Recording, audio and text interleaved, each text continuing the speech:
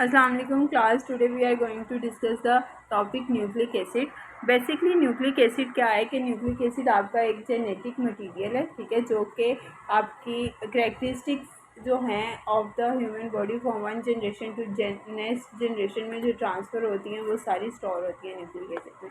अब जो nucleic acid है, ये फर्स्ट न्यूक्लिक एसिड जो था ये डिमॉन्स्ट्रेट किया गया था फ्रॉम द पल्स सेल और the head of the sperm cell, और इसको जिसने डिमॉन्स्ट्रेट किया था उस साइंटिस्ट का नाम था scientist doctor Friedrich mister and उन्होंने इसको नाम दिया था एज न्यूक्लियॉन, ठीक है।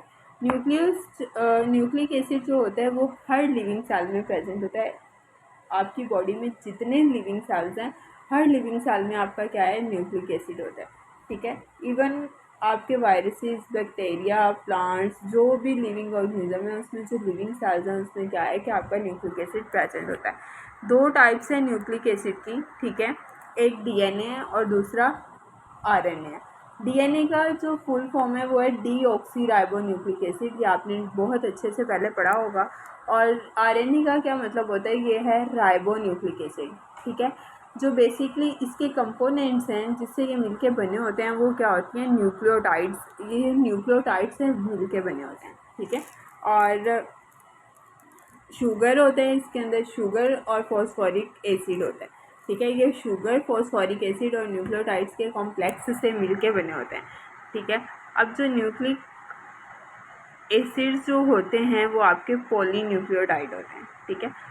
अब इसके अंदर नाइट्रोजिनस बेसिस होती हैं। नाइट्रोजिनस बेसिस जो होती हैं वो क्या हैं कि एरोमेटिक हाइड्रोसाइक्लिक बेसिस हैं, ठीक है, जिसमें आपके पास एक जो होती हैं वो प्यूरिन्स होती हैं, दूसरी पायरामिडिन्स होती हैं। जो प्यूरिन्स हैं उसमें आपके पास आता है एडिनिन और थायामिन, एडिनिन एंड ग्वानिन। जो प्यूरिन्स हैं वो आपके पास हैं एडिनिन और ग्वानिन, ठीक है। और जो पायरामिडिन्स हैं वो आपके पास हैं साइटोसिन, यूरासिल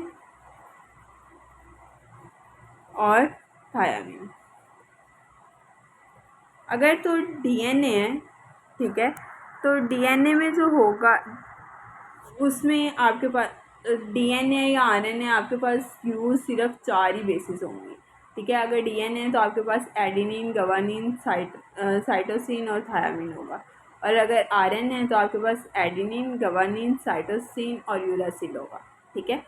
अब मोनोन्यूक्लियोटाइड क्या है कि इन न्यूक्लियोटाइड्स एक फॉस्फोरिक एसिड मॉलिक्यूल होते हैं जो कि ईस्टर, जिसने हाइड्रोक्सिल ग्रुप के साथ एक ईस्टर लिंकेज बनाया होता है, ठीक है।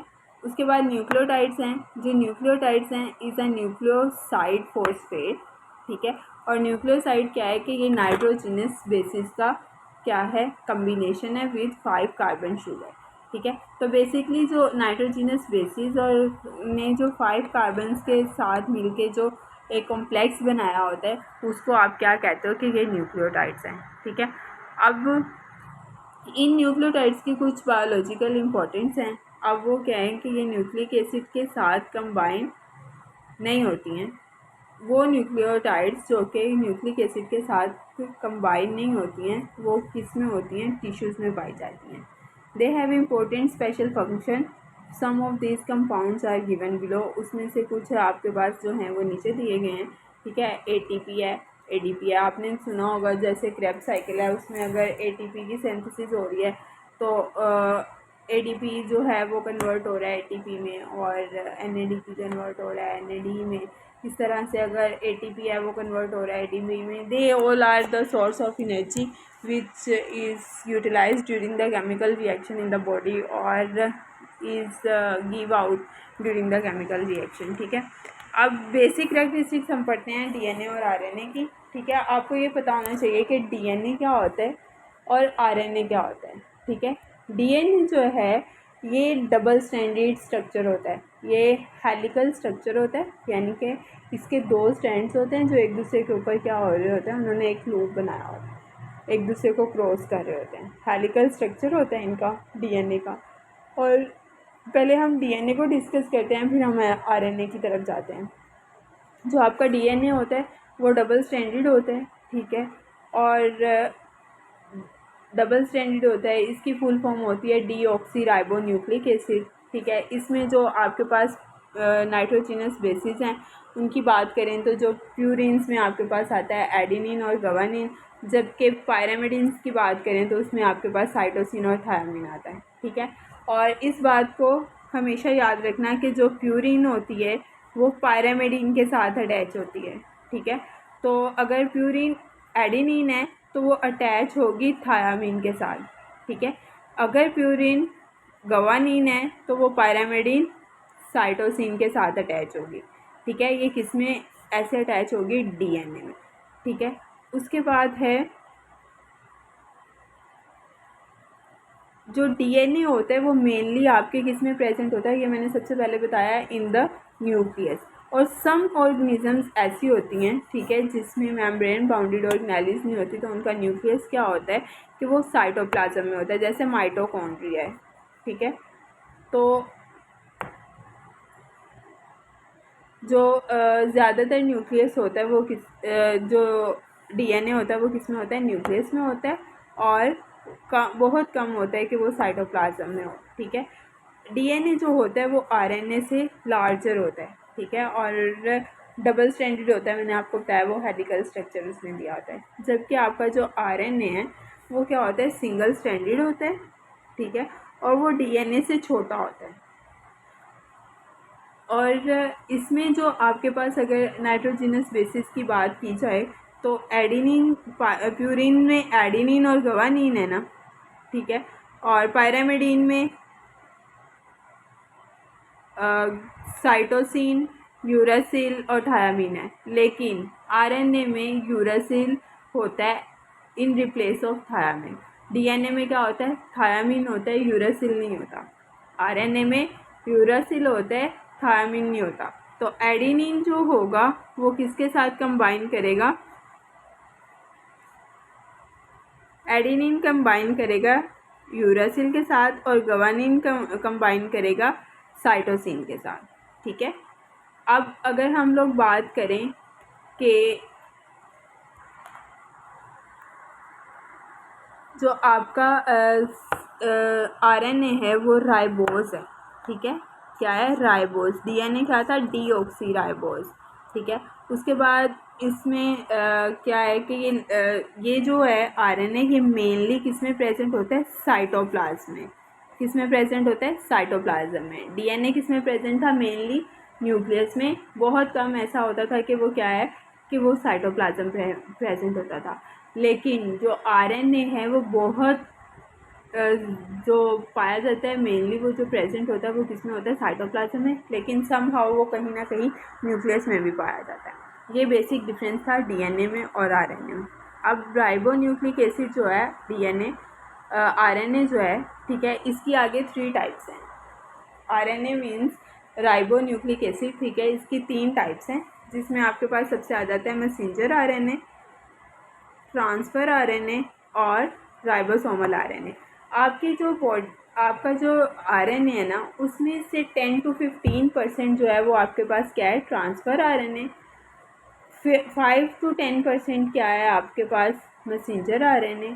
और 75 to 80% जो होता है वो आपके पास क्या होता है? Ribosomal RNA. अब जो मैसेंजर आरएनए होता है वो सबसे मैसेंजर आरएनए कितना होता है? 5 to 10%, ठीक है। अब मैसेंजर आरएनए का क्या मतलब, मैसेंजर आरएनए का क्या वो होता है? रोल होता है। जो मैसेंजर आरएनए होता है इसके पास अमीनो एसिड के सीक्वेंस का क्या होता है? सीक्वेंस कोड हुआ होता है, ठीक है, और 1 और मोर पॉलीपेप्टाइड्स, ठीक है।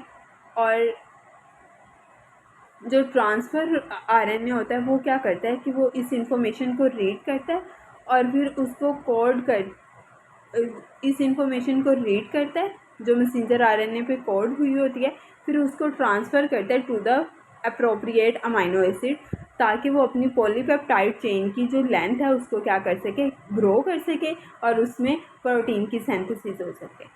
फिर आगे जो काम आता है वो किसका आता है? Ribosomal RNA. जो राइबोसोमल आरएनए जो होता है वो क्या करता है? राइबोसोम्स की कॉन्स्टिट्यूशन होती है, यानी कि ये राइबोसोम्स को बनाता है, ठीक है, जो कि आपके प्रोटीन की सिंथेसिस में एक अहम रोल प्ले करते हैं। जो प्रोटीन जो सिंथेसाइज हो रहे होते हैं वो कौन कर रहा होता है? Ribosomal RNA. ठीक है, अब जो आरएनए है ये पॉलीन्यूक्लियोटाइड है। ठीक है, जो कि अलार्ज जिसमें एक बहुत सारा यानी कि लार्ज नंबर ऑफ न्यूक्लियोटाइड जो होती हैं वो प्रेजेंट होती हैं। अब जो आरएनए की जो न्यूक्लियोटाइड्स होती हैं उसके जो कंपोनेंट्स हैं वो कौन कौन से हैं? एक तो मैंने आपको बताया नाइट्रोजिनस बेसिस होती हैं इसमें, जो कि प्यूरिन्स भी प्यूरिन हो सकती हैं और पायरामिडीन हो सकती हैं। प्यूरिन्स में क्या आती हैं आपके पास? एडेनिन और गवानीन, जबकि पायरामिडीन में क्या आता है आपके पास? साइटोसिन और यूरासिल। उसके अलावा आपके पास राइबोज शुगर होती है। ठीक है, राइबोज होता है और फॉस्फोरिक एसिड होता है। इसी तरह जो डीऑक्सी राइबोन्यूक्लिक एसिड है, ये क्या है कि ये डीऑक्सी राइबोन्यूक्लिक एसिड जो होता है, जो बेसिक आपकी जो करैक्टरिस्टिक्स होती हैं, जो जीन्स की एक्सप्रेशन होती है, जो सब कुछ होता है वो आपके डीएनए के कंट्रोल में होता है। ठीक है, जो करैक्टरिस्टिक्स वन जनरेशन से नेक्स्ट जनरेशन में ट्रांसफ़र हो रही होती है वो डीएनए के थ्रू होता है। अब जो डीएनए है इसमें जो न्यूक्लियोटाइड्स प्रेजेंट होती हैं वो मैंने आपको बताई हैं कि वो एडेनिन, गवानीन, साइटोसिन और थायमिन होती है। ठीक है, और जो डीएनए होता है ये डबल स्टैंडर्ड हेलिकल स्ट्रक्चर होता है। ठीक है, और ये डबल स्टैंडर्ड हेलिकल स्ट्रक्चर होता है और इसमें शुगर भी प्रेजेंट होती है जो कि 2-डीऑक्सीराइबोज है। ठीक है, इसमें पायरामिडीन, थायमिन होता है, यूरासिल नहीं होता। ठीक है, अब जो शेप ऑफ डीएनए की बात करें तो मैंने आपको बताया कि ये डबल हेलिकल स्ट्रक्चर होता है। ये जो स्ट्रक्चर था ये सबसे पहले किसने दिया था? वाटसन एंड क्रिक ने। डबल हेलिकल स्ट्रक्चर जो था वो वाटसन एंड क्रिक ने दिया था। ठीक है, और ये जो हेलिकल स्ट्रक्चर होता है यानी कि 2 स्ट्रैंड्स एक दूसरे के ऊपर कॉइल हुए होते हैं। ठीक है, इसमें जो जो बेसिस होती हैं वो इनसाइड द स्ट्रक्चर होती हैं। ठीक है, जो स्ट्रैंड के अंदर जो स्पेस होती है बेसिस उसमें अटैच हुई होती हैं, जबकि आपका जो फॉस्फोरिक एसिड और आपकी जो शुगर होती हैं वो आउटसाइड द स्ट्रैंड होती हैं। ठीक है, अब जो डीएनए है इसमें ये एबिलिटी होती है कि ये अपने आप को क्या करता है? डीनेचर कर सकता है। ठीक है, जब ये डीनेचर करता है, एक डीएनए का स्ट्रैंड है वो डबल स्ट्रैंडेड है। ठीक है, इसमें एंजाइम्स आके अटैच होते हैं, डीएनए पे आके अटैच होते हैं, जिसकी वजह से जो डीएनए के स्ट्रैंड्स हैं वो क्या होते हैं कि वो सेपरेट आउट हो जाते हैं, अलग अलग हो जाते हैं। अब वो जो डीएनए पे आके जो एंजाइम एक्ट करता है, अब जो एंजाइम आके ये जो डबल स्टैंड बना हुआ है इसको जब सेपरेट आउट करता है वो डीएनए वो हेलिकेज एंजाइम होता है। ठीक है, वो एंजाइम आके इसके ऊपर एक्ट करता है। ठीक है, ये जो एक दूसरे के ऊपर वाइंड हुए होते हैं ये अनवाइंड हो जाते हैं, एक दूसरे के ऊपर से उतर जाते हैं।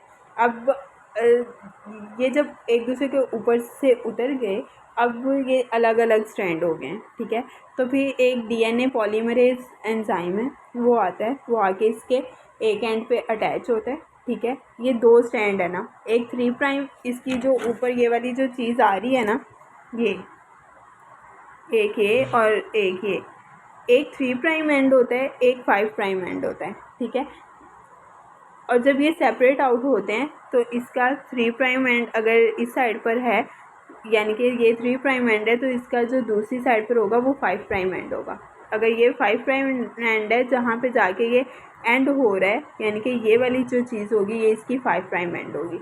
एक इसमें लीडिंग स्टैंड होता है, एक लैगिंग स्टैंड होता है। ठीक है, अब जो लीडिंग स्टैंड है उसके ऊपर आके डीएनए पॉलीमरेज जो लीडिंग साइड है उस पर आके डीएनए पॉलीमरेज एंजाइम अटैच होगा। ठीक है, अगेन उसकी रीग्रोथ शुरू होगी, नाइट्रोजिनस बेसिस जो हैं वो बनेंगी, न्यूक्लियोटाइड्स ऐड होंगी, फिर वो क्या होगा? अटैच होंगी और फिर वो आपस में एक दूसरे के साथ क्या होंगी? अटैच होंगी। अब जब वो एक दूसरे के साथ फ्रेगमेंट्स अटैच होंगे, ठीक है, अब ये 2 स्ट्रैंड अलग हो गए। अब इसको इमेजिन करो कि ये 2 स्ट्रैंड्स अलग हैं। ठीक है, अब एक स्ट्रैंड पे आके आपके पास डीएनए पॉलीमरेज अटैच हुआ है, उसने ग्रोथ शुरू की है। ठीक है, ग्रोथ शुरू की है, ठीक है, तो वो उसके साथ साथ एक एंजाइम एक स्ट्रैंड और बनना शुरू हो गया है, न्यूक्लियोटाइड्स ऐड होनी शुरू हो गई हैं थ्रू द डीएनए पॉलीमरेज, और जो लाइगेज एंजाइम है वो उन फ्रेगमेंट्स को क्या करता जा रहा है, अटैच करता जा रहा है। अब जो दूसरा इसका जो दूसरा पार्ट था उसके साथ भी same procedure at the same time हो रहा होता है, ठीक है, उधर उस पर भी आके एंजाइम एक्ट करेगा, वो ग्रोथ स्टार्ट करेगा और सेम वही प्रोसीजर। अब एक स्ट्रैंड से दो स्ट्रैंड बन गए हैं, ठीक है। अब इसी तरह इन दो स्ट्रैंड को जब आप दोबारा अनवाइंड या अनकॉइल करोगे तो ये 4 स्ट्रैंड्स में बनेंगे, ठीक है। फिर इसी तरह जब उन 4 को आप करोगे तो वो 4 आगे 8 बनाएंगे, ठीक है, वो 4 आगे 16 बनाएंगे, ठीक है। इस तरह ये मल्टीपल कॉपीज़ आप बना सकते हो, और थ्रू वो प्रोसेस जिसके थ्रू आप ये मल्टीपल कॉपीज़ बनाते हो उस को कहते हैं पॉलीमरेज चेन रिएक्शन, कि आप एक सिंगल स्ट्रैंड से multiple copies of DNA prepare कर रहे हो, तो वो आपका क्या होता है कि वो आपका पॉलीमरेज चेन रिएक्शन होता है। अब बायोलॉजिकल रोल ऑफ डीएनए क्या है आपकी बॉडी में, कि ये आपको सबको पता है कि डीएनए जो होता है वो हेरिडिटी मटेरियल को उसने कैरी किया होता है, जो वन जनरेशन से नेक्स्ट जनरेशन तक पास हो रहा होता है। उसके बाद जो डीएनए जो जीन्स हैं वो डीएनए से मिलके बनी होती हैं, जिसके ऊपर डिफरेंट जेनेटिक इन्फॉर्मेशन जो होती है वो कोड हुई होती है।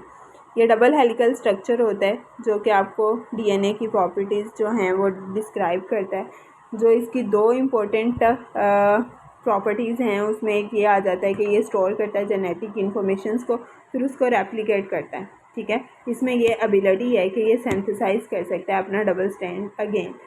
डीएनए एग्जैक्टली सिमिलर, और जब वो डबल उस डीएनए को जब आप वो करते हो तो उसका यानी कि अनवाइंड करके दोबारा उसकी कॉपी बनाते हो, वो एग्जैक्ट उसी डीएनए की कॉपी होती है, सेम एज इट इज़, ठीक है।